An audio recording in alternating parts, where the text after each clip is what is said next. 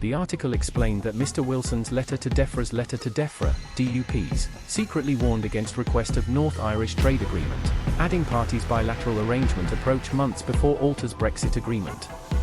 Mr. Wilson said that article was misleading. In last September, the Ulster Farmers Union came to see me about protocol bill.I didn't see.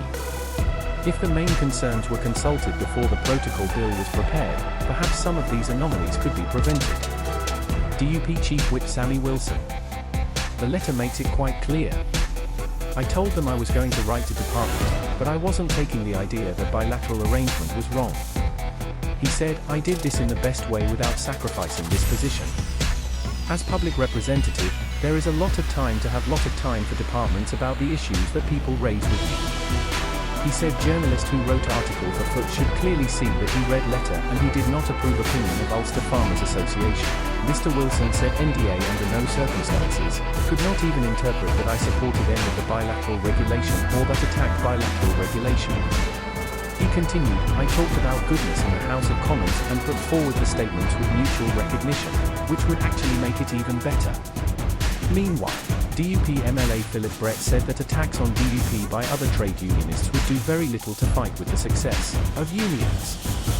North Belfast representative, TUV leader Jim Allister's party's conference, DUP's Windsor framework, balanced and equalized. After saying that the protocol did not offer changes in the protocol, he said, Mr. Allister said DUP panel on the frame that he had to report this week NDA when you leave country ashore, and put into a foreign customs code that puts country and court, no trade union leader should need.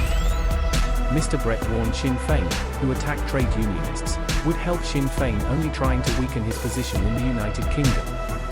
He said, some unionists seem to be starting to attack trade unionists instead of offering a reliable plan for the future.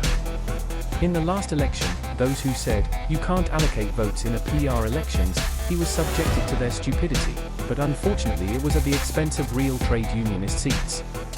North is an example. Many trade unionist candidates resulted in one more unionist in the parliament and a unionized unionist. As trade unionists, we must be honest, not nationalists or others who caused the disappearance of a number of pro-union seats in NI Assembly elections. This was the direct result of a fragmented trade unionism in which 3 seats disappeared in Strangford, North Train and Eastern Train. When real-world evidence shows that pro-union representation is weakened by these SM division, it is not a good conversation about the theory that you cannot devote vote in a PR elections.